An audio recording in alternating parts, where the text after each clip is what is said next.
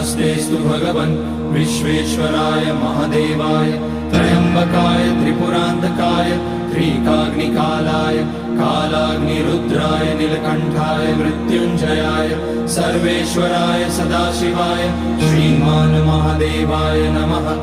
ॐ नमः शम्भवाय च मयोभवाय च नमः शङ्कराय च मयस्कराय च नमः शिवाय च शिवतराय च।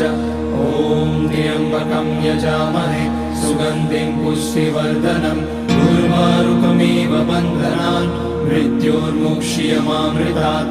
नागेन्द्रहाराय त्रिलोचनाय भस्माकराय महेश्वराय नित्याय शुद्धाय दिगम्बराय तस्मै नकाराय नमः शिवाय। मन्दाकिनी सलिलचन्दन चर्चिताय नन्दीश्वर प्रमथनाथ महेश